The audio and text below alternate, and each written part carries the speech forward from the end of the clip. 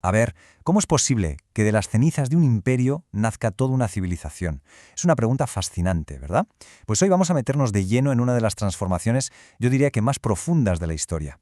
Vamos a ver cómo, en medio del caos más absoluto que supuso la caída de Roma, hubo una institución que no solo aguantó el tirón, sino que se convirtió en la semilla, en el germen de un mundo completamente nuevo. Y la clave de todo esto la vamos a encontrar en una metáfora muy potente, la del fermento en la masa. Vamos a ver qué significa esto y cómo funciona. Para hacernos una idea de la magnitud del desastre, tenemos que intentar, viajar en el tiempo a ese momento. Pensemos en el Imperio Romano derrumbándose. Estamos hablando de invasiones, devastación, todo hecho pedazos. La sensación que había en el ambiente, y así lo describe la fuente que analizamos, era, apocalíptica. De verdad, para la gente que lo vivió, era literalmente el fin del mundo tal y como lo conocían. Vale, para desenredar este proceso tan complejo, este va a ser nuestro recorrido. Primero veremos cómo era ese fin de un mundo. Luego pasaremos a una nueva tarea que surgió de las cenizas. Veremos por qué se habla de la Iglesia como el único pilar firme. Analizaremos también sus luces y sombras, que las tuvo. Y terminaremos con el resultado de todo esto. Nace una civilización. Venga, pues empezamos por el principio de todo, el caos. Y es que hay que entender que la caída de Roma no fue solo un cambio político, que va, fue el desmoronamiento total de un orden social que llevaba siglos funcionando. El antes y el después es brutal. Pasamos de un imperio que, con sus más y sus menos, estaba organizado, era culto, estaba unificado, a un mundo que de repente era todo lo contrario, desorganizado, inculto, pobre. El vacío de poder y de sentido que se creó fue tremendo. Y claro, la pregunta que flotaba en el ambiente era, ¿y ahora qué? ¿Quién o qué va a llenar este agujero? Y es justo aquí, en medio de toda esa destrucción, donde la historia pega un giro de guión fascinante. Porque hubo una institución que no solo sobrevivió al cataclismo, sino que encontró, casi de la nada, una misión completamente nueva. Aquí es donde recuperamos esa idea del principio, la del fermento en la masa, porque eso es exactamente lo que se dice que hizo la Iglesia. No fue algo impuesto desde fuera, a la fuerza, sino más bien un agente transformador, que poquito a poco, pero de forma muy profunda, empezó a cambiar desde dentro esa nueva masa caótica de pueblos que se estaban asentando en Europa. Y esta es la clave de todo, ¿eh? Mientras el imperio se hacía pedazos, la Iglesia no se fue al fondo con él. Todo lo contrario, vio que tenía una tarea fundamental, que era evangelizar y también educar a todas esas nuevas sociedades totalmente desorganizadas que estaban naciendo sobre las ruinas. Bueno, ¿y cómo se llevó a cabo esa tarea en la práctica?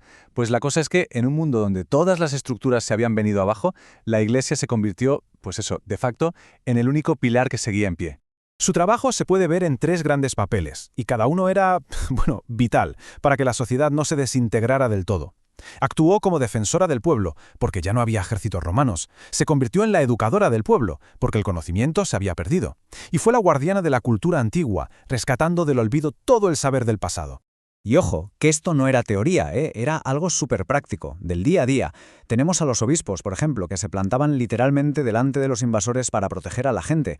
O pensemos en los monasterios, donde los monjes no solo copiaban la Biblia, sino que salvaron montones de libros de filosofía, de literatura, de la cultura clásica. Y a nivel de pueblo, pues los clérigos eran básicamente los únicos que sabían leer y escribir y que podían enseñar a otros.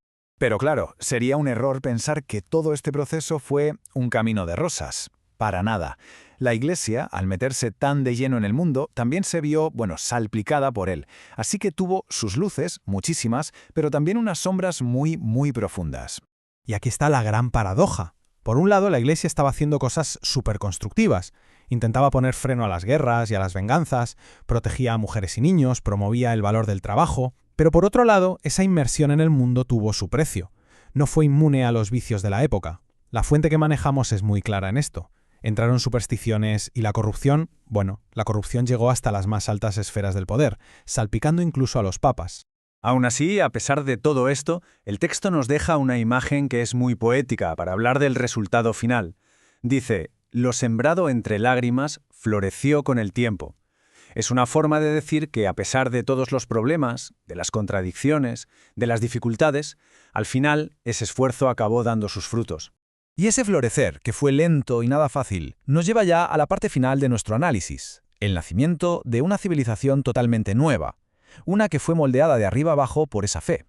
Estamos hablando, claro, de la cristiandad medieval. Vale, ¿y cuáles fueron esos frutos concretos?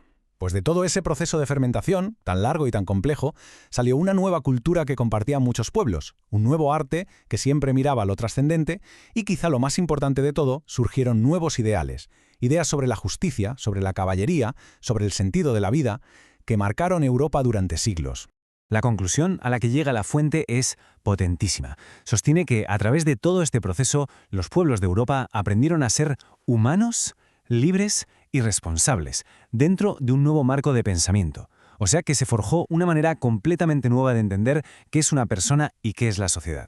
Y bueno, cerramos con una pregunta que quede ahí para la reflexión. Después de ver todo este viaje, desde las ruinas de Roma hasta el nacimiento de la cristiandad, la pregunta es casi obligada. De todo aquello que se sembró en esa época tan convulsa, ¿qué frutos de esa fe siguen presentes, siguen moldeando nuestro mundo de hoy? Es una cuestión, la verdad, fascinante para seguir pensando.